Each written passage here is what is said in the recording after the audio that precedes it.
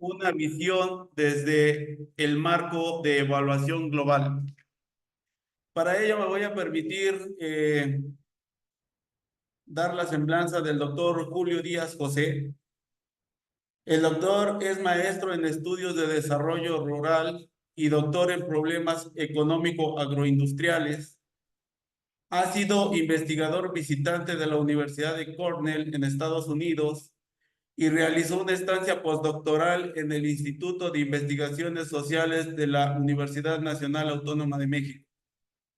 Actualmente es profesor de la Universidad Veracruzana. También es miembro del Sistema Nacional de Investigadores del CONACYT. Es autor principal del grupo de expertos sobre el cambio climático de las Naciones Unidas para elaborar el sexto informe de evaluación. Actualmente es autor líder para la evaluación de los nexos entre biodiversidad, cambio climático, alimentos, agua y salud en la plataforma intergubernamental científico-normativa sobre diversidad biológica y servicios de los ecosistemas IPBES. Su trabajo se ha centrado en el estudio de la gestión del conocimiento, el bienestar humano y la sustentabilidad en los ámbitos local, regional y global. Ha sido responsable de distintos proyectos de investigación sobre alimentos y sustentabilidad y es evaluador de proyectos de investigación en distintos organismos nacionales e internacionales. Ha publicado artículos científicos en revistas nacionales e internacionales, así como capítulos de libro, y dirige y asesora tesis de licenciatura, maestría y doctorado. Es para nosotros un honor que nos acompañe el día de hoy una personalidad de la talla del doctor Julio Díaz José. Estimado doctor Julio, tendrá usted 45 minutos para hacernos favor de presentar su ponencia, después de lo cual daremos paso a 15 minutos de preguntas que se hagan de manera verbal vía la plataforma, así como atender aquellas preguntas que se realicen en la misma de manera escrita. Si le parece bien, le estaré poniendo 5 minutos antes de que concluya su tiempo de presentación. Le estaré levantando la manita virtual para avisarle que le quedan 5 minutos para culminar su presentación. Sean ustedes bienvenidos. Le cedo el micrófono, doctor Julio. De acuerdo, maestro Ugalde, muchas gracias por la invitación. De favor, si me pudieran nada más avisar si se puede escuchar bien el audio. Sí se escucha, doctor Julio. Sí, doctor, adelante. De acuerdo, gracias, un saludo. Me voy a permitir entonces poner la presentación y en caso que haya un problema en la conexión, de favor también les agradecería si me pueden avisar. Voy a poner una presentación. Me avisan también de favor si se puede ver la presentación. Adelante, doctor, ya se puede ver. Adelante. De acuerdo. Bueno, pues nuevamente muchas gracias por la invitación. El día de hoy quiero hablar un poco de la crisis climática y de la biodiversidad, de algunas experiencias, ¿no?, que existen, información relevante que existe sobre el tema y pues el rol de la agricultura multifuncional para enfrentar estas crisis, la importancia que tiene. Bueno, pues en el periodo de 1950 a 2010, el PIB mundial pasaba de 10 a 80 trillones de dólares, ¿no? Y la población humana lo hacía desde los 3,000 a los más de 7,000 millones. Y esto implica que la economía global se multiplicó casi 8 veces en ese periodo, pero la población del mundo solamente se duplicó, lo cual es un indicador básico del consumo excesivo que implica, bueno, que tenemos en la actualidad, en las últimas décadas. La charla la voy a dividir en 3 temas, que el primero es la crisis climática y de pérdida de biodiversidad. El segundo tema relacionado con los casos de la agricultura desde una visión regional y local. 2 casos que me gustaría compartir con ustedes. Hemos hecho un análisis desde una perspectiva regional para América Latina y un enfoque local. y la importancia de las acciones con evidencia científica para la toma de decisiones. Entonces, en relación con el clima, esta figura es muy conocida en el ámbito del cambio climático, en el sentido de que indica, ¿no?, el incremento de la temperatura desde la era preindustrial en 1.1 grados, que ha sido más alta durante los últimos años. Y bueno, lo último también que hay que mencionar aquí es que ya superamos ese 1.1 y alcanzamos el tan esperado 1.5 en menos de lo que esperábamos, ¿no? Entonces, realmente la crisis climática, el incremento de la temperatura de la superficie terrestre, es un indicador de la gravedad del problema en términos del cambio climático y las consecuencias que ello tiene, ¿no? Hay impactos adversos, sobre todo en la agricultura, en la producción agrícola. Hay impactos positivos y adversos, por ejemplo, en la disponibilidad de agua, en la ganadería, pero también hay impactos adversos en la pesca. En relación con el tema de salud y bienestar, el incremento de enfermedades infecciosas, de vectores sobre todo, presencia de algunos en los que antes no había o no eran zonas donde había presencia, por ejemplo, de dengue, aquí en mi tierra, ¿no?, que es un poco más fría, en Orizaba, no era una región de donde hubiera dengue y ya lo hay a partir de los últimos años, ¿no?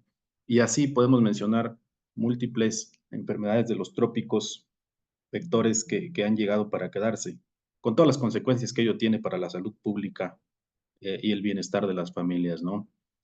Efectos adversos también se esperan en la nutrición, en la salud mental, en el desplazamiento por migraciones.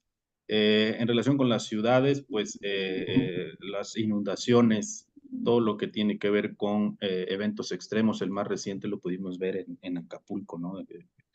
Que a pesar de que los esfuerzos se concentraron en Acapulco Puerto, muchas de las comunidades rurales sufrieron impactos muy severos y, por cierto, acabamos de iniciar el fenómeno de la Niña ahorita y pues se esperan inundaciones bastante graves para los próximos meses, ¿no?, en nuestro país. Es posible, sin embargo, estabilizar las emisiones. Hay aspectos que ya no son reversibles, hay algunos aspectos que no se consideran reversibles, pero todavía podemos estabilizar las emisiones, pero se requieren medidas efectivas y cambios radicales en el comportamiento individual. Y sobre todo, lo que nosotros argumentamos es que es importante cambiar el concepto de lo que nosotros entendemos como bienestar.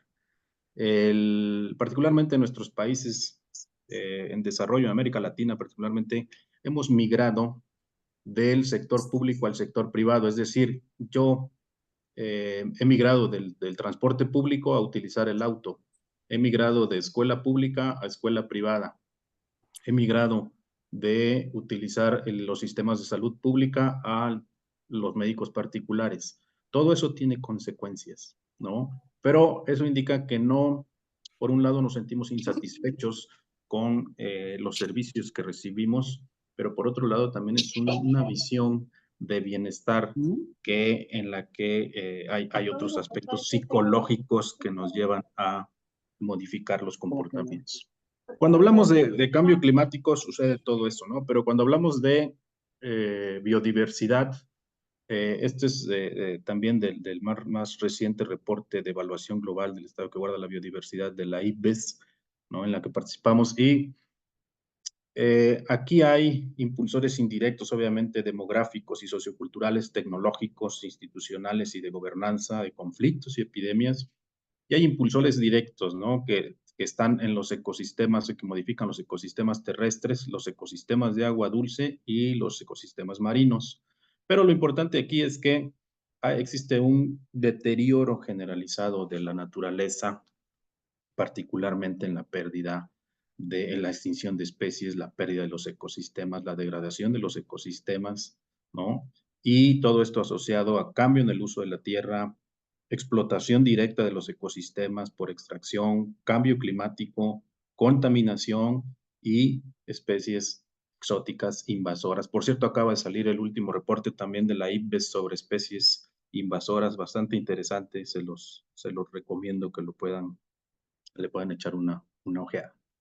Y bueno, pues ante todo esto es evidente la necesidad de un enfoque multidimensional, ¿no? Para abordar los vínculos que existen y la complejidad que existe entre cambio climático, biodiversidad y en este caso producción de alimentos, ¿no? Actualmente estamos haciendo el reporte sobre los nexos en la IPBES en relación con los nexos entre agua, alimentación, salud, energía y cambio climático y biodiversidad, y las interacciones que hay entre estos procesos, las disyuntivas que puede haber cuando tú promueves la seguridad alimentaria, que puedes estar afectando biodiversidad, que puedes tener repercusiones en salud o que puedes tener repercusiones en agua y viceversa, ¿no? Todas esas interacciones complejas que se dan en estos procesos y que requieren de una visión multidimensional, pero también una visión más holística que tiene que ver con el análisis a profundidad de esas interacciones, qué funciona, dónde funciona y cómo funciona. Los retos, obviamente, es alimentar a pues más de 9,000 millones de personas para el año 2050, que pareciera que todavía falta, pero está a la vuelta de la esquina. Mejorar la nutrición de aproximadamente 800 millones de personas, reducir problemas de salud pública asociados a la alimentación, por ejemplo, obesidad y enfermedades no transmisibles, todas ellas asociadas a la transición alimentaria, ¿no? Global, proteger los recursos naturales y bueno, a esto se le pueden añadir infinidad de retos.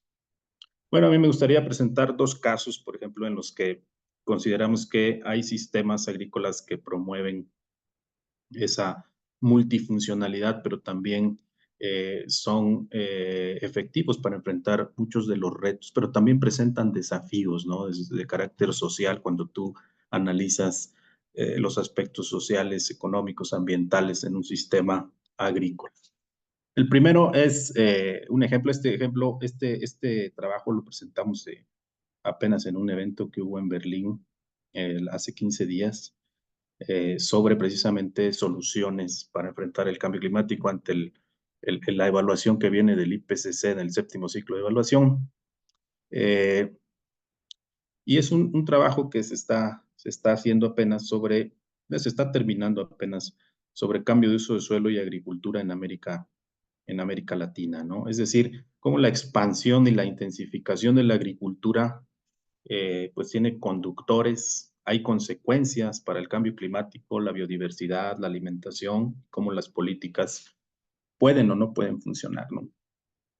Cuando hablamos de agricultura y cambio de uso de suelo en América Latina, obviamente se espera un incremento de alrededor de 6.3 millones de hectáreas, ¿no?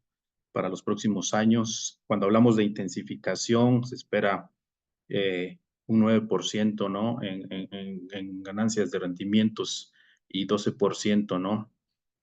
Principalmente en cereales, ¿no?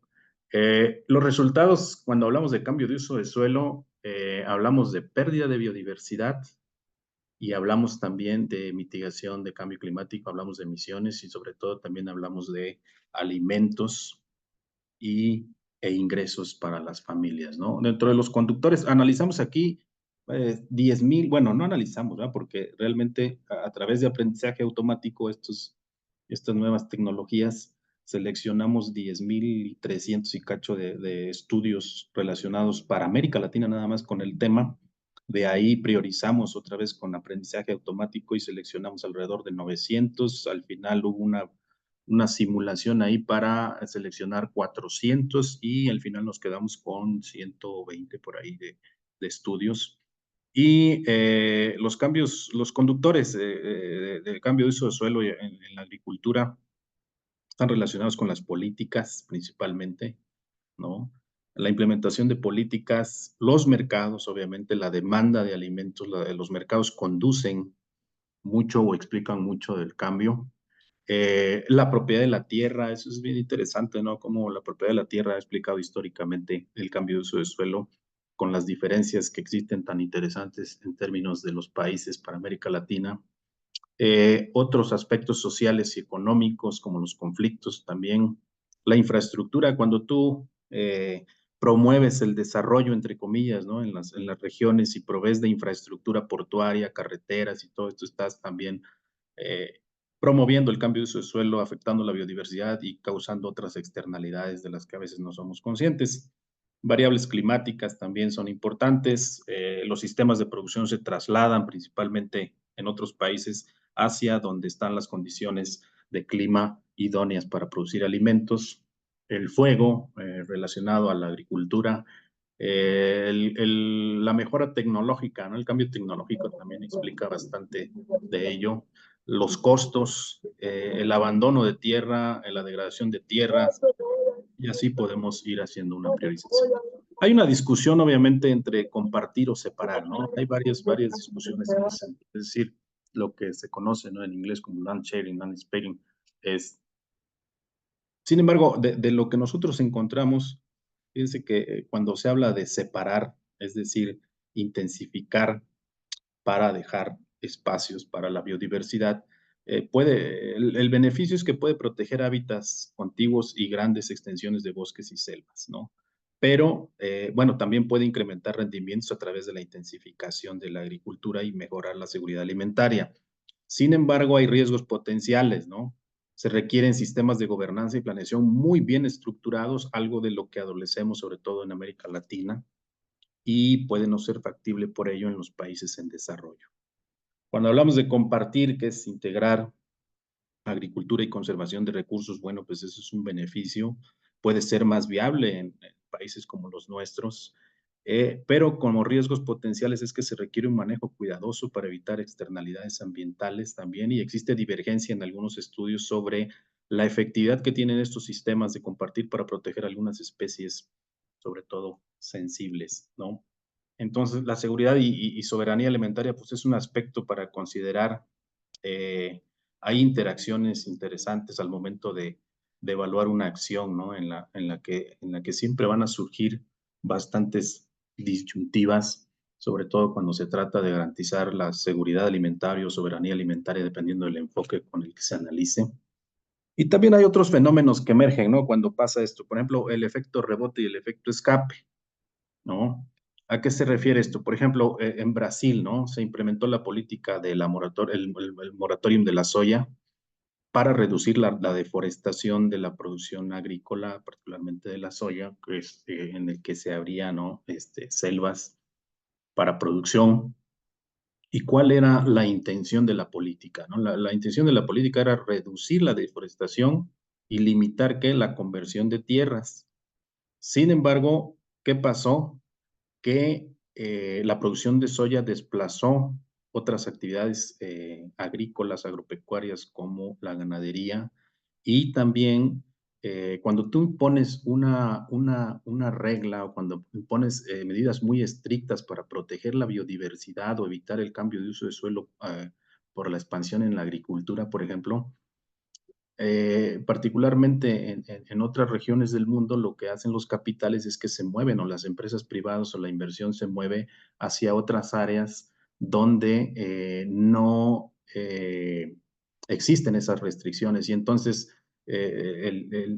la intención de proteger pues queda a la deriva. ¿Por qué? Porque escapan de ese lugar para irse a otro, y entonces donde las medidas son más laxas y poder ahí explotar o establecer las explotaciones agrícolas que se consideren, ¿no? Entonces, hay muchos ejemplos y fenómenos en ese sentido en América Latina, y pues eso también reduce la efectividad de muchas de las políticas para proteger la biodiversidad y garantizar o reducir, en este caso, también combatir el cambio climático a través de la reducción de emisiones y la captura de carbono.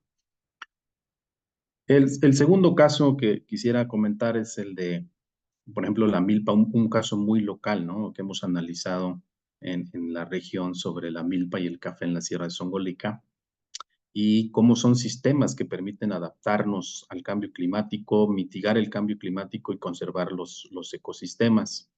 Y es un ejemplo, bueno, de las múltiples funciones de la agricultura. Cuando hablamos de la milpa, por ejemplo, aquí en la Sierra de Songolica, pues hablamos de cómo hay distintas formas de valorarla, ¿no? En términos monetarios, biofísicos, intrínsecos, relacionales, instrumentales, ¿no? Los diferentes valores que se le dan a este tipo de sistemas tradicionales, ¿no? Se estima, por ejemplo, que una hectárea de milpa pues, puede alimentar a 2 personas por un año, excepto en términos de vitamina B12.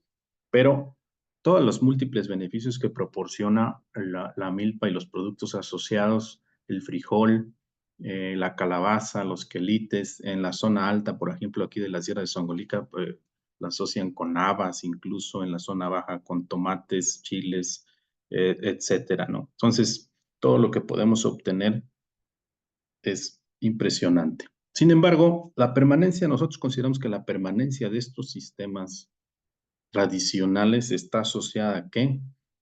Al consumo, ¿no? Otra vez, del lado de la demanda, se ha hecho mucho trabajo del lado de la oferta, ¿no? Tratando de incrementar el rendimiento, tratando de conservar los recursos, pero del lado de la demanda hay poco trabajo y es en lo que nos hemos centrado un poco más.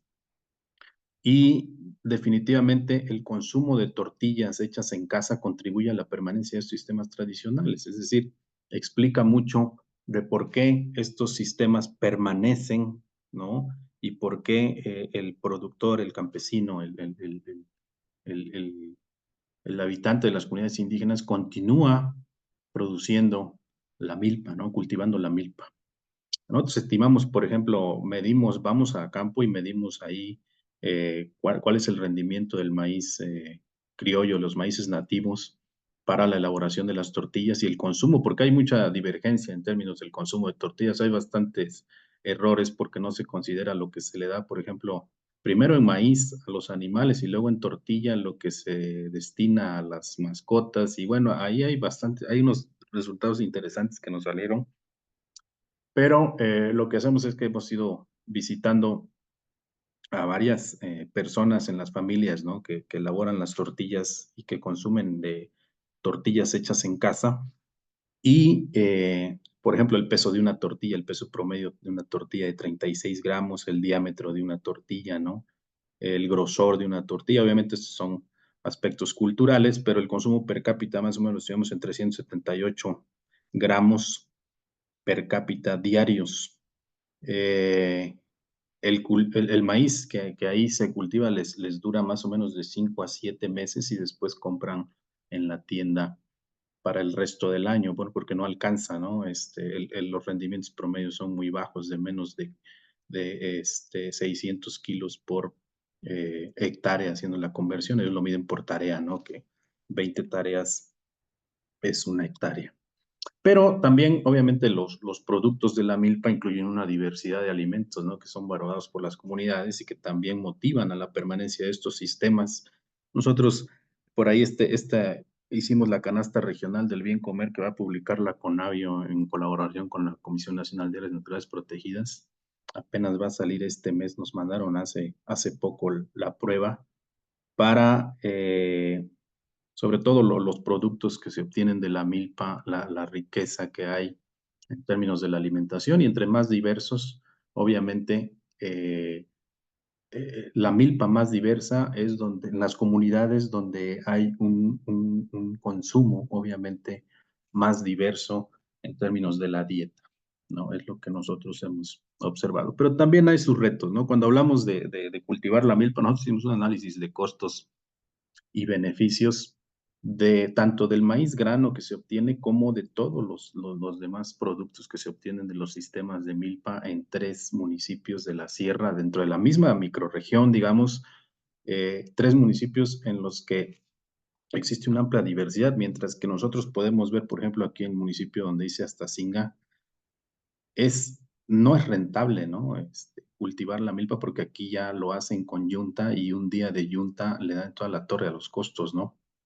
De este lado se pueden ver los costos operativos y de este lado los beneficios, pero si nosotros observamos, por ejemplo, en el inciso E, ¿no? El grosor de la línea indica el costo, el porcentaje del costo, y la mano de obra puede llegar a representar hasta 53% de los costos totales. Entonces, entre El problema al que se enfrenta actualmente la agricultura, pues todos lo sabemos, es la escasez de mano de obra por migración. Entonces, realmente es un reto. Me llama la atención que hace menos de un mes visitamos una comunidad allá muy lejana del municipio de Tehuipango, que está pegado a Puebla, la Sierra Negra, y me platicaba una productora que pues ellos acostumbraban trabajar con la yunta, pero como a partir de hace 2 años ya no hay yuntas porque o las vendieron o las dejaron de utilizar, pues se aventó el barbecho con el asadón, ¿no? Y nosotros hacíamos la cuenta de cuánto le había salido trabajar su tierra y le salió en casi 6,000 pesos, incluyendo comidas, incluyendo todo. Y es interesante que, bueno, todo eso venía de las remesas, es decir, todo se pagó con remesas de migración, ¿no? Pero el costo de producir 1 kilo de maíz es exageradamente alto, ¿no? Y se explica obviamente por razones culturales y otras cosas, ¿no? Pero a lo que voy es que cuando hablamos de transición agroecológica, una de las discusiones que ha habido en las reuniones más recientes de evaluación que tenemos para diseñar este proyecto de los nexos y las opciones de respuesta, se está analizando, por ejemplo, esto de la transición agroecológica. Y entonces cuando emerge la discusión, no solo para México, sino también Asia, si hablamos de la India, países como Nepal, eh, sufren el mismo fenómeno, ¿no? En algunos casos. Y entonces, eh, si hablamos de transición agroecológica, uno de los grandes retos es que muchas de las prácticas agroecológicas, por ejemplo, requieren o son intensivas en mano de obra. Y el hecho de que sean intensivas en mano de obra y que haya escasez de mano de obra es uno de los mayores limitantes y obstáculos para promover estos enfoques, ¿no? O masificarlos, ¿no? O hacerlos más extensivos. Otro ejemplo es el sistema, obviamente, agroecosistema cafetalero, el que tenemos en la sierra, se cultiva, ¿no? En bosques fragmentados.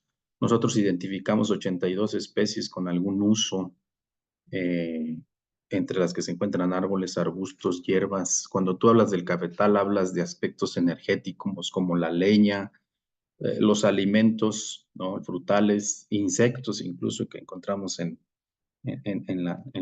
que se consumen en la región, ¿no? Y así, ¿vale? Y todo eso representa ingresos, por ejemplo, también por la venta de la leña, una tarea de leña. Actualmente, vivir en la Sierra de Songolica sale muy caro porque eh, comprar leña sale mucho más caro que comprar gas, ¿no? Es decir, un lujo cocinar con leña, pero es una cuestión cultural, ¿no? También desde el punto de vista alimentario, del consumo, otra vez, vamos. Cuando hablamos de estos agroecosistemas cafetaleros, se extraen pues especies de plantas con uso alimenticio, medicinal, sombra, combustible, construcción, madera y hasta uso lúdico. Existen varias especies, ¿no? Y a diferencia de la milpa, el café no es rentable en ninguno de los casos, ¿eh? El café, la crisis cafetalera, pues en la región sigue presente y si nosotros analizamos los costos, realmente en todos los casos el productor cafetalero sale perdiendo. Sin embargo, hay otros beneficios, obviamente aquí los abordamos, ¿no? Esto ha permitido que el productor continúe viendo al sistema, a su cafetal como una opción de vida, ¿no? Se plantean 3 estrategias importantes, obviamente, para abordar estas problemáticas. Uno es la eficiencia, el mejor uso de los recursos y en general en todos los sistemas agrícolas, ¿no? La sustitución, sobre todo en esos sistemas agrícolas en transición, de los que en México abundan, el reemplazo de prácticas, la tecnología nos puede ayudar bastante. Y la tercera, la reconfiguración del sistema de producción, ¿no? O sea, hay que transformar el sistema para aprovechar procesos ecológicos como la depredación, el parasitismo, la alelopatía, la fijación de nitrógeno, polinización y las dependencias tróficas. ¿Cuáles son los retos al analizar y proponer y aplicar mejoras en los sistemas agroalimentarios? Pues hay que abordar la complejidad a través de análisis robustos y específicos de las regiones. Hay que considerar que nos enfrentamos también a intereses económicos y políticos bastante voraces que se han convertido en una limitante, ¿no? Ahora en los paneles globales intergubernamentales de soluciones ya no solo se habla de soluciones prácticas individuales, sino considerar la dimensión política es sumamente importante porque de eso dependen muchas de las acciones. Luego, la necesidad de integrar equipos multidisciplinarios, la transdisciplina, la multidisciplina, es sumamente importante porque a veces la visión unilateral es muy limitada. Desde una visión disciplinar podemos tener soluciones, pero a veces dejamos de lado otras problemáticas que emergen en estos análisis. La visión tecnológica, económica y social integrada, que es lo que ustedes abordan en la agricultura multifuncional. Y bueno, ya para abordar la última parte, me gustaría comentar por qué es importante, ¿no? Abordar las acciones con evidencia científica. ¿Por qué es importante que nosotros sigamos promoviendo, ¿no? la investigación y la toma de decisiones a partir de la evidencia, ¿vale? Hay muchas brechas de conocimiento, pareciera que habemos muchos investigadores, pareciera que habemos muchas universidades, pero definitivamente la brecha del conocimiento es bastante amplia. Se requiere mucho análisis, se requiere mucho trabajo de investigación en tanto a nivel local como esos aspectos a los diferentes niveles, ¿no? En la toma de decisiones, desde lo local hasta lo global. Y me gustaría iniciar con esto, ¿no? O sea, las acciones como están diseñadas en la actualidad, si nosotros analizamos, ¿no? Las trayectorias del cambio climático, en este caso como ejemplo, las acciones tal como están diseñadas e implementadas no están funcionando. Es decir, lo que estamos haciendo nos está llevando a una catástrofe, ¿vale? Y hace más o menos una década veíamos al cambio climático como algo lejano, ¿no? Cuando tú percibes algo que está muy lejano, pues definitivamente eh, no tomas en consideración las acciones, ¿vale? Pero particularmente en los últimos 5 años, después de la pandemia, nos empezamos a dar cuenta que los cambios se han vuelto más fuertes y más repentinos, ¿no? La actual sequía que acabamos de vivir, las olas de calor que acabamos de vivir, nos hacen pensar y creer, ¿no? Porque hasta que lo vemos, lo creemos, ¿no? Que el cambio climático realmente está presente, es un hecho, eh, y que va a tener consecuencias muy graves para la humanidad y la sociedad en general y las futuras generaciones, ni se diga.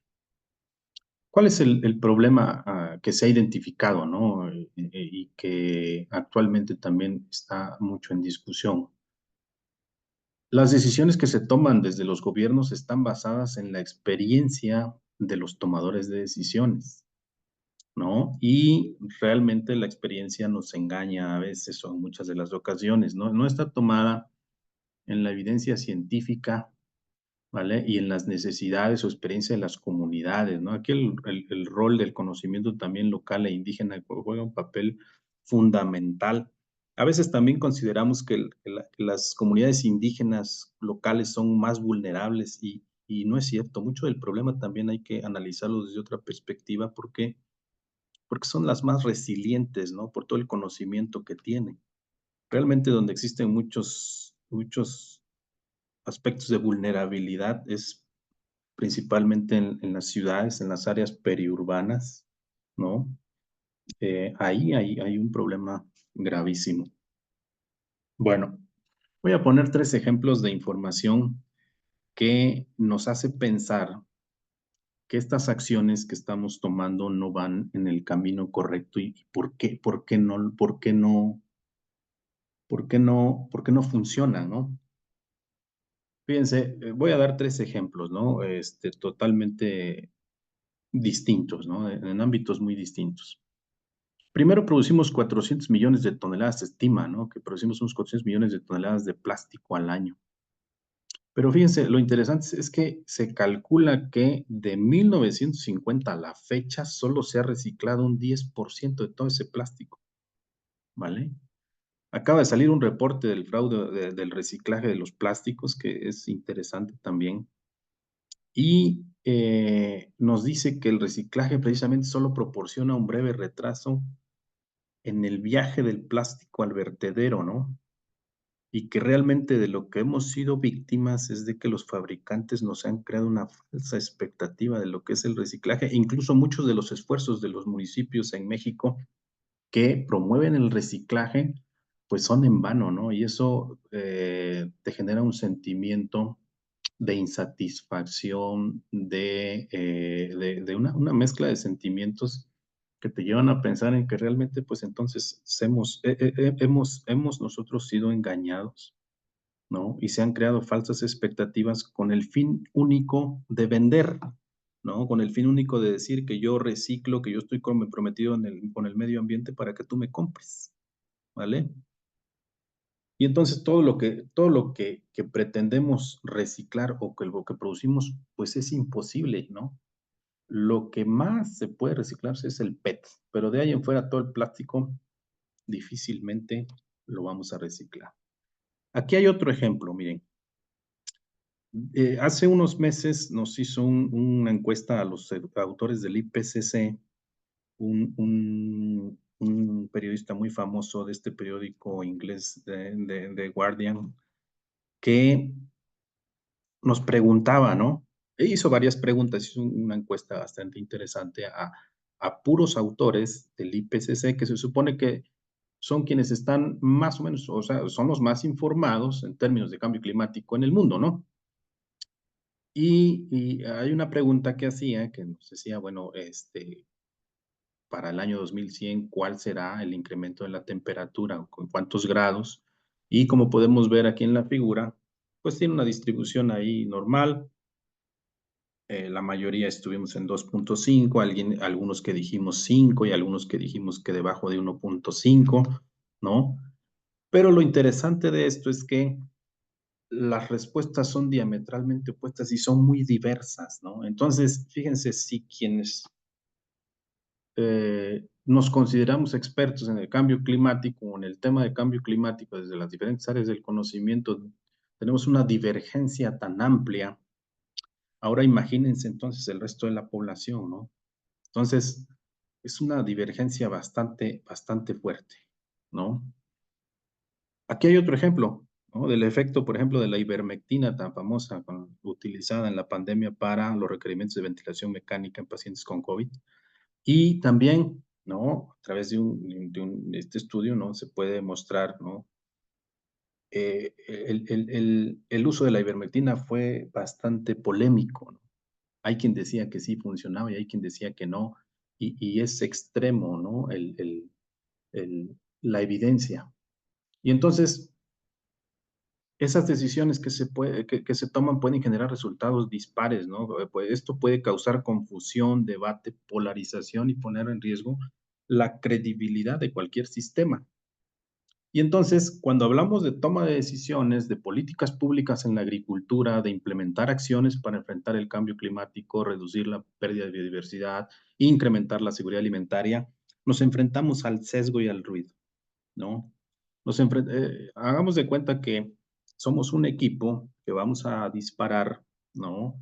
Una flecha o un rifle, lo que ustedes quieran, y que esto es nuestra política pública y nosotros queremos atinarle al centro. Todos queremos ser efectivos en la solución de esa problemática. Sin embargo, corremos el riesgo en la mayoría de los casos de no atinarle. Y hay muchos ejemplos de políticas públicas en nuestro país que tienen sesgo, ¿no? Y que en lugar de atinarle al blanco, se fueron todos hacia una parte equivocada. Pero además, es bien común encontrar el ruido, ¿no? En estos procesos, ¿no? Es decir, que todos y cada uno tenemos o creemos tener la solución correcta a los problemas locales y globales. Y entonces todos disparamos con el mismo rifle tal vez, pero todos caemos en puntos distintos y no acertamos. Y entonces se habla, ¿no? De que nos encontramos en presencia de ruido y entonces hay más cacofonías que armonías y eso causa bastantes problemas y explica mucho de por qué nos encontramos en este punto a políticas que nos llevan a la catástrofe, ¿no? Entonces, los retos al momento de analizar y proponer alternativas es que nos debemos preguntar qué funciona, ¿no? ¿Para quién funciona? ¿Dónde funciona y cómo implementarlo ante una diversidad de alternativas que existe? Cuando hablamos de agricultura, por ejemplo, sustentable, o como queremos llamarlo, ¿no? Hay quien separa, hay quien dice, no, esto no, esto es distinto, ¿no? Y todo es válido, ¿vale? El enfoque agroecológico es totalmente distinto, pero cuando hablamos o cuando estudiamos agricultura o cuando analizamos la agricultura, cuando estamos inmersos en el tema agrícola, hablamos de agricultura ecológica, agricultura de conservación, agricultura climáticamente inteligente, intensificación sustentable, agroecología, agricultura orgánica, agricultura regenerativa, infinidad de enfoques, pero necesitamos, ¿no? Es urgente armonizar y visualizar el futuro y sobre todo la aplicación de acciones que nos permitan reducir esa incertidumbre por un lado, ¿no? Y reducir ese ruido que se genera. Cuando nosotros hablamos de aguacate aquí en el centro de Veracruz, es impresionante cómo ha crecido y cómo se ha extendido el cultivo de aguacate y los retos que están enfrentando los productores porque son nuevos relativamente, ¿no? Este, eh, no se ha evaluado como tal, ¿no? Empiezan a veces apenas a haber intentos para evaluar las consecuencias que esto lleve. Puede haber aspectos positivos incluso, ¿no? Pero necesitamos analizarlo, necesitamos estudiarlo, ¿no? Puede ser que haya efectos negativos, puede ser que haya efectos positivos, cómo, cuándo, dónde, para quién puede funcionar, para quién no, ¿vale? Y es uno, pues, de los retos del sector agropecuario en la actualidad. Pues de mi parte sería todo. Muchas gracias por su atención y gracias también por la invitación a esta breve charla. Hay mucho que decir, obviamente, pero pues yo por ahí la dejaría, ¿vale?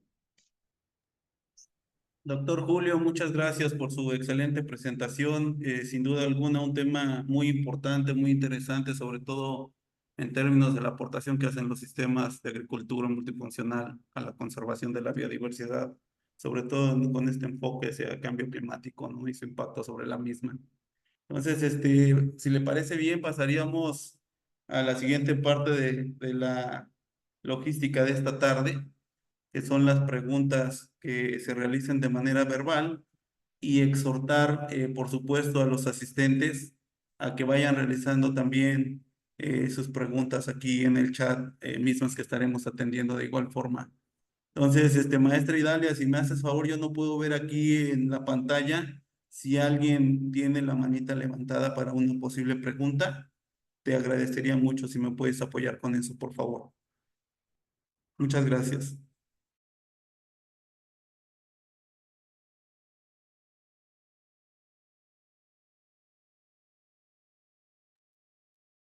¿Hay preguntas, maestra Idalia? Por el momento no, doctor, no encuentro. Sí, yo tengo una pregunta.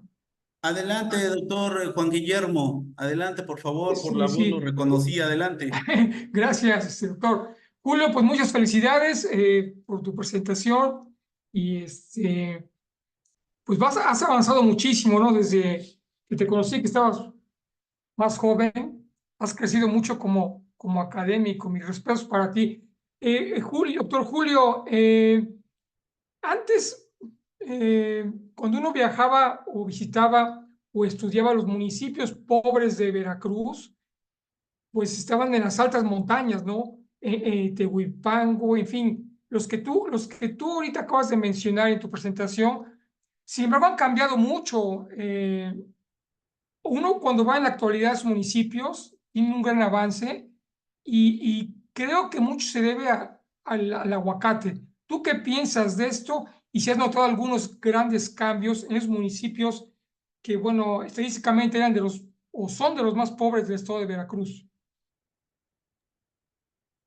Sí, sí, gracias, doctor Juan Guillermo. Siempre es un gusto compartir con ustedes. Pues mire, hay sus disyuntivas, ¿no? En algún momento creo que la introducción del cultivo de aguacate, por ejemplo, yo lo he visto en algunos municipios de la zona alta, en Astacinga particularmente, que es lo que ahí donde he visitado predios aguacateros. Como es una región que empieza con el cultivo, se ha enfrentado a bastantes disyuntivas. Por ejemplo, el mercado, plagas y enfermedades, ¿no? Y en la zona media-baja, el cultivo va desplazando o se ha convertido en una alternativa para la crisis cafetalera, ¿no? Que no deja de persistir. Primero fue la crisis de los precios internacionales y ahí después vino la roya y ahora, es decir, ha sido continua, ¿no?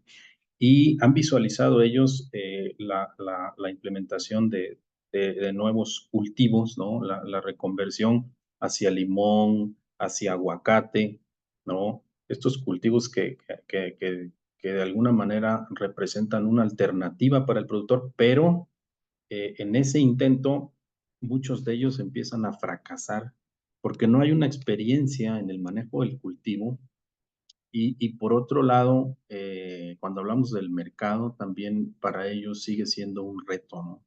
Entonces, eh, solo en casos muy específicos ha funcionado, doctor. Desde mi punto de vista, se requiere mucha inversión en capital humano y también ser muy cuidadosos de un sistema extensivo, ¿no? Por el mismo enfoque del cultivo del aguacate, la forma en cómo se está proponiendo, ¿no? Puede tener repercusiones muy graves para el paisaje y otros aspectos de conservación de los ecosistemas, ¿no? Hay bastantes temas por abordar y por analizar, sobre todo, dónde sí y dónde no funciona, ¿vale? Muchas gracias, doctor Julio, y buena tarde. Muchas gracias, doctor Julio, doctor Guillermo. Maestra Idalia, no sé si hay alguna pregunta ahí entre los asistentes, por favor. Sí, doctor. Primero está levantando la mano Guadalupe Cruz Cortés y también hay una pregunta. Me parece que primero fue Guadalupe. Adelante, compañera Guadalupe, por favor. Hola, buenas tardes, doctor Julio. Mucho gusto escuchar su ponencia. Pues para mí es de gran orgullo haber pertenecido a su grupo de estudiantes en el Tecnológico de Zongolica. Sí, pues me agradó mucho el tema de la ponencia porque habla de las políticas públicas mal empleadas en los últimos años. Yo fui partícipe en Sembrando Vida. Vemos que hablan de los temas de aguacate y las nuevas aplicaciones de productos, nuevos productos. Hablamos de una canasta básica de productos pues ya establecidos. Me gustaría que su sistema se implementara en las nuevas políticas públicas del nuevo gobierno, porque sería pues reconocer y poder ir de la mano de el tema cultural y regional de los productos ya establecidos de muchos años atrás y no provocar pues un cambio en en los productos que ya pues realmente están adaptados a nuestro campo, porque las afectaciones a veces vienen, como bien lo decía, con las plagas, con pues se van creando nuevas plagas para los productos ya establecidos. Sí me gustaría que de lo que nos está hablando y también tomando en cuenta pues el cambio climático, las afectaciones que ha tenido con los productos ya establecidos y pues agregándole que se están estableciendo nuevos productos, por ejemplo el aguacate en zonas en las cuales pues no está apto para el aguacate, pues ¿por qué no buscar alternativa de seguir mejorando nuestros productos ya establecidos? Pues para mí, pues la ponencia fue muy buena y pues le deseo pues más éxito, doctor Julio. Muchas bendiciones. Gracias, Guadalupe. No, hombre, hay mucho que decir del programa Sembrando Vida. El Sembrando Vida es una transferencia pública para reducir la presión social y otros fenómenos sociales, ¿no? Pero, y también tiene resultados muy interesantes en algunas regiones y resultados bastante cuestionables en otras, ¿no? Hay mucho que hablar de este tipo de políticas, pero pues habría que ver qué funciona y dónde funcionó bien. En algunos casos, pues sí, los productores, por ejemplo, aquí en la Sierra de Songolica, abrieron nuevas tierras, ¿no? Para cumplir con los requisitos y eso tuvo consecuencias muy, muy devastadoras para algunos ecosistemas. Gracias. Tocayo, Julio, hola. Eh, Primero que nada te felicito por tu presentación y me gustó mucho ese estudio que haces sobre la milpa allá en Songolica y en otros municipios.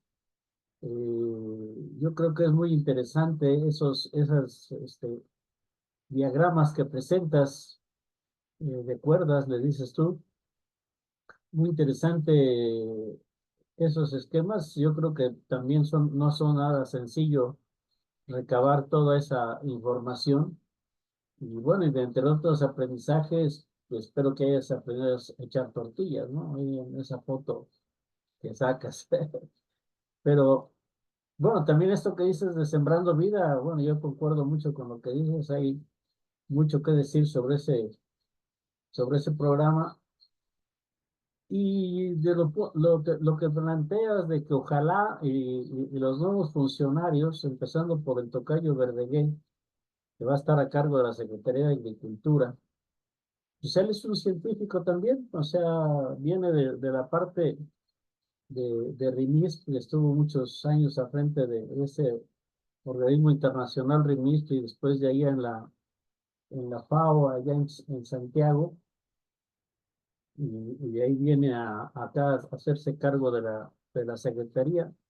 Y una de las cosas que es alentadora, como dices, es que esperemos que las políticas pues tomen cuestiones científicas más que lo que ya hemos sufrido en este sexenio, ¿verdad? De que se deje de lado eso de que 80-90% de fidelidad y 10% de efectividad, y que sean realmente políticas con bases científicas, incluyendo este programa de Sembrando Vida. La verdad sí es que va a seguir, tiene mucho que decirse al respecto. Y creo que ese esquema que tú presentas de cuerdas sería muy interesante para tratar de implementarlo. Por ejemplo, en este programa Sembrando Vida, ¿qué tanto puede reflejar realmente la parte técnica y qué tanto la parte de costos, beneficios, etcétera, que tú presentas? Me gustó esos esquemas, no los había visto y te felicito por ello. Y creo que vas muy bien. Qué bueno que espero que tengas un equipo grande como esta compañera Guadalupe que acaba de intervenir, ¿verdad? Que esté ahí, igual que ella, muchos de tus seguidores y colaboradores sobre todo. Pues por mi parte, más que preguntas, es felicitarte y señalarte, pues, que me gustó esos estudios que tienes en Songolica y anexas, ¿no? Te felicito, muchas gracias y mucho gusto en verte. Gracias, doctor Julio. Un gusto verle, saludarle a la distancia. Ese trabajo, por cierto, está disponible en la página de la Conavio. Fue una solicitud que nos hizo la Conavio a través de un proyecto. Obviamente, ellos estaban bastante interesados en este proyecto mega que tienen de agrobiodiversidad, sobre conocer precisamente los costos y beneficios de manera más integral, no solo hablar desde una perspectiva netamente económica, ¿no? Lo cual es importante, sino ir un poco más allá, ¿no? Desde términos de medir algunos otros aspectos, Pero algo que consideramos interesante, sobre todo, es estos retos que hay, ¿no?, en lo local para implementar ciertas prácticas, el costo de la mano de obra, el costo de los insumos, los beneficios que proporcionan y cómo esto se debe tomar en cuenta para pues proponer políticas, ¿no?, implementarlas y sobre todo medir los resultados, ¿no? Creo que nos ha faltado mucho en nuestro país la medición, el monitoreo de esos resultados. Obviamente la infraestructura para monitorear en tiempo real es complicado, pero hay un área de oportunidad ahí de las universidades. Gracias. Pues hay una pregunta de Oscar Díaz. Dice, ¿qué relevancia tiene el conocimiento local para enfrentar el cambio climático en los sistemas agrícolas? Bueno, particularmente dentro de las dos organizaciones que he trabajado, que es la IPES, enfocada a biodiversidad, y el IPCC, que es el de cambio climático, para este ciclo de evaluación, en la reunión que tuvimos apenas, fue una de las mayores demandas, ¿no? Y que el director general del IPCC se comprometió y que, bueno, ya lo trae en su discurso, ¿no? Y lo cual se va a implementar en este próximo ciclo de evaluación, de mirar hacia el conocimiento tradicional, el conocimiento local, ¿no? Que es distinto, ¿no? El conocimiento local, conocimiento indígena,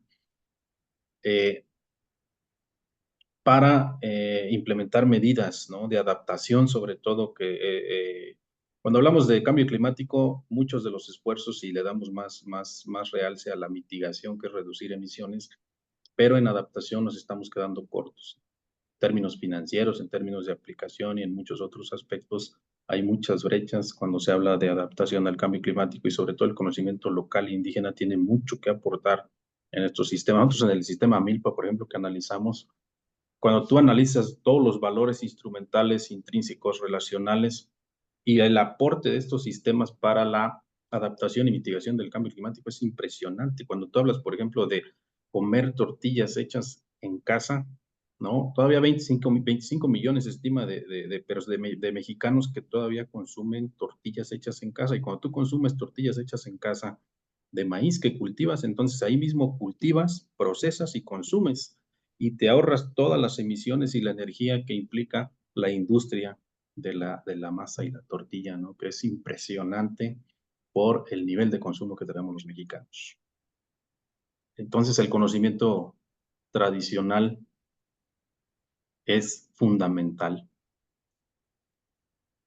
Bueno, acá Muchas hay gracias, otra doctor pregunta Julio. de Por Juan aquí hay Salvador. otra pregunta que plantea el compañero Juan Salvador. Él dice que, bueno, una presentación muy clara y enriquecedora, sin duda alguna coincidimos con eso.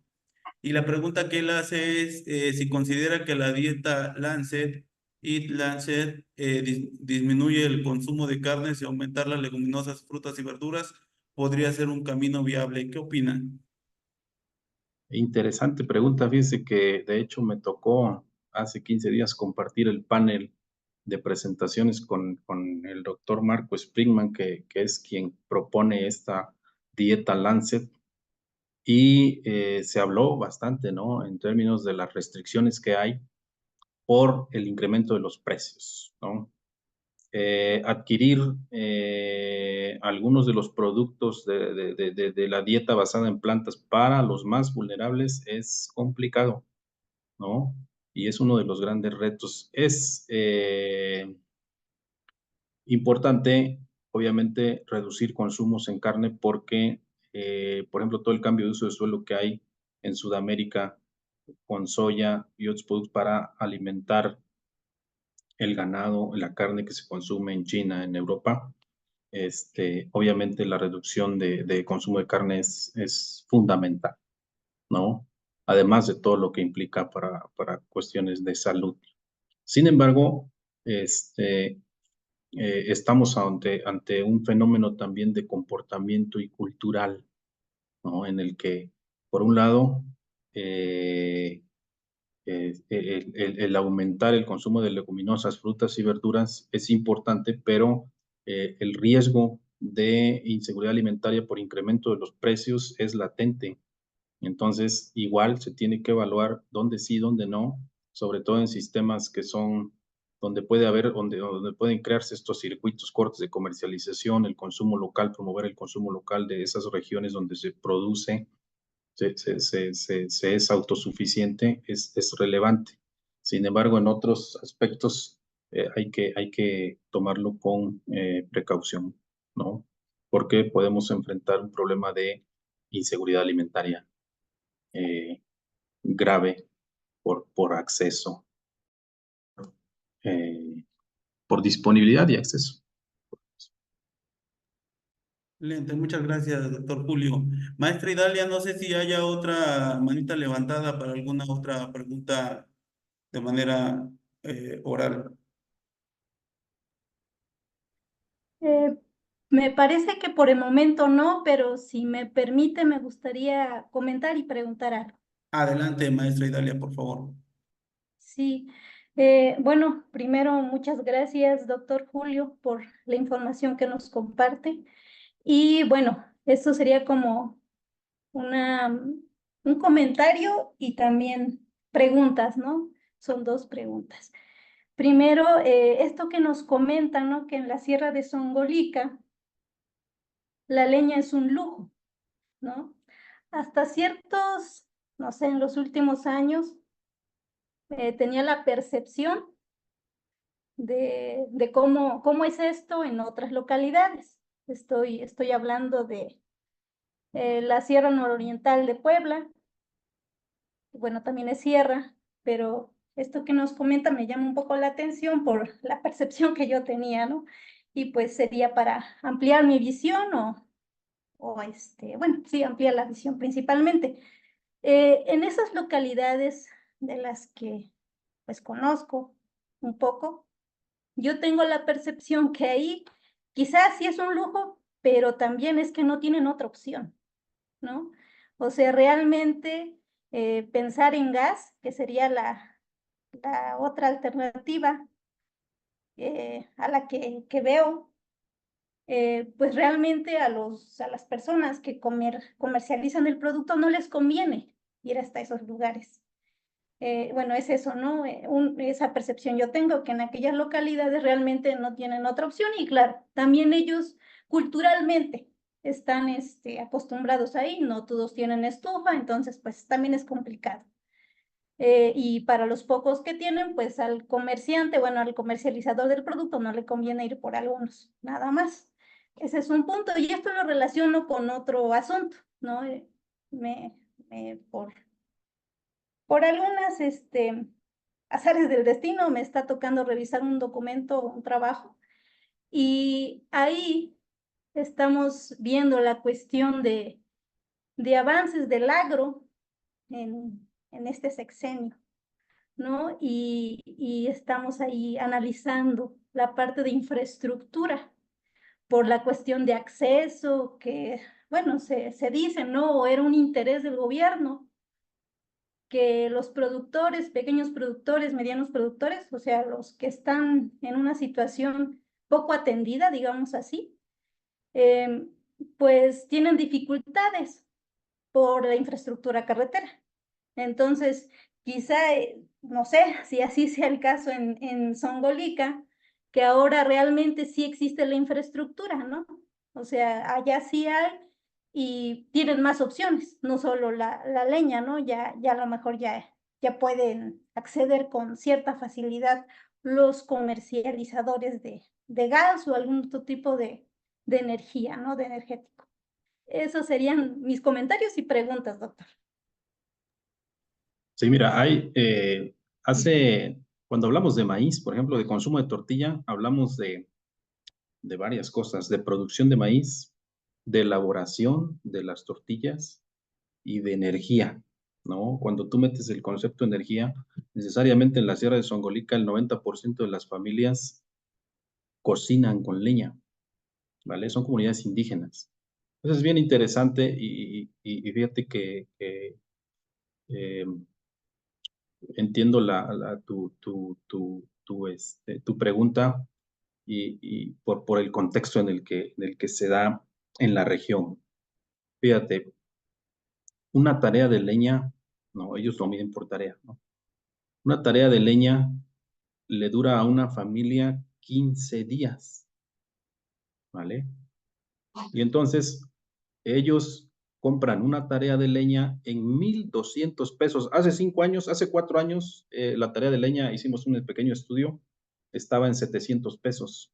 Ahorita está en 1,200 pesos la tarea de leña. Es decir, en 15 días ellos se queman 1,200 pesos, cosa que no pasaría si consumieran gas. Y los camiones del gas llegan a cualquier rincón, en la región. Ese no creo que sea el problema. Más bien es una cuestión cultural, es una cuestión alimentaria, ¿no? Una cultura alimentaria.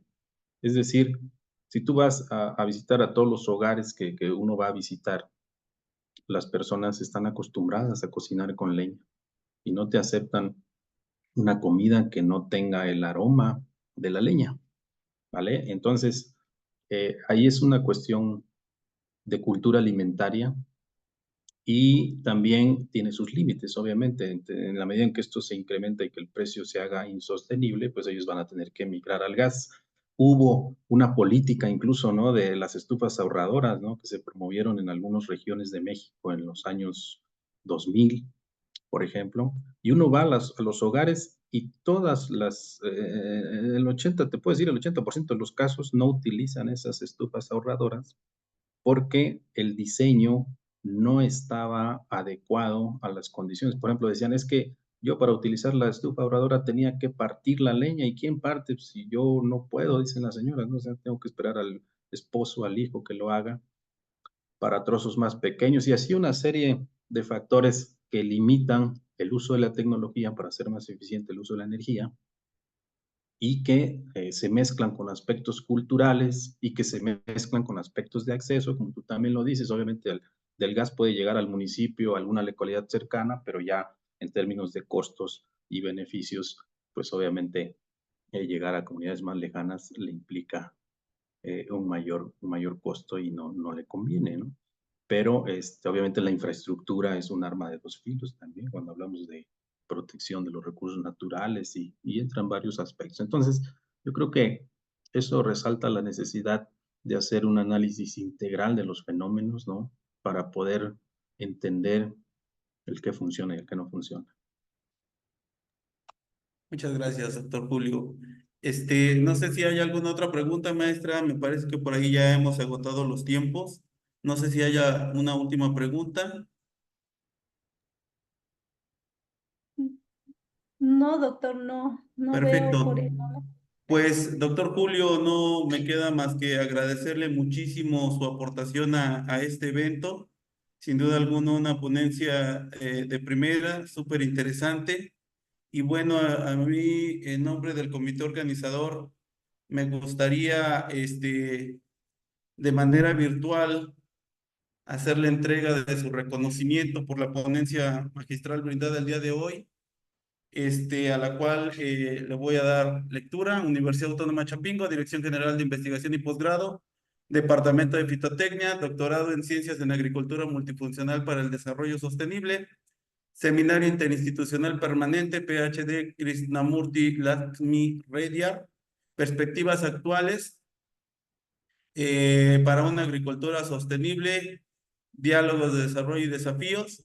Otorga la presente constancia al doctor Julio Díaz José por su participación con la conferencia magistral La Agricultura Multifuncional y su papel en la crisis climática y de biodiversidad, una visión desde el marco de evaluación global, en el Seminario Interinstitucional Permanente PhD Krishnamurti Lakshmi Reddy, llevado a cabo el 30 de mayo, del 30 de mayo al 03 de julio del 2024 en la Universidad Autónoma de Chapingo.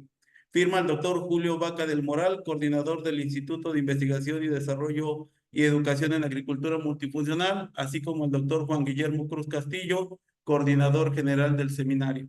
Muchísimas gracias, doctor Julio Vaca. Esperamos, doctor Julio Díaz. Esperemos no sea ni la primera ni la última vez que nos haga el honor y honrarnos con su presencia. No me resta más que invitar y exhortar a los asistentes a que atiendan la próxima sesión, que sería la sexta ya y última de este seminario, que va a versar bajo la temática de multifuncionalidad de sistemas agroforestales tropicales, en donde nuestro invitado será el doctor Julio César Alegre Orioela, de la Universidad Nacional Agraria La Molina, en Perú. Les No, agradecemos muchísimo su asistencia a la Saúl, sesión del día de hoy y que tengan una excelente tarde. Muchísimas Saúl, gracias. Saúl, si me permites, Por supuesto, doctor Julio, adelante. el ponente de la próxima sesión es la doctora Katia Figueroa, Ah, ok, doctor. del Colegio de Postgraduados de Córdoba, que va a hablar sobre la cuestión de la caña de azúcar y los aspectos de la multifuncionalidad, los retos que hay ahí. Excelente, doctor. Muchas gracias por la aclaración, la corrección. Seguramente tengo una versión del programa que no está correcta. Le agradezco mucho la observación, doctor. Que tengan Igual una también excelente tarde. agradecerle al tocayo Julio Díaz y seguramente lo vamos a molestar por ahí con ese tipo de estudios sobre la milpa. Muchas gracias. Gracias, un gusto saludarles. Gracias, tocayo. Gracias. Un abrazo y buena tarde para todos. Hasta luego. Hasta luego, buenas tardes.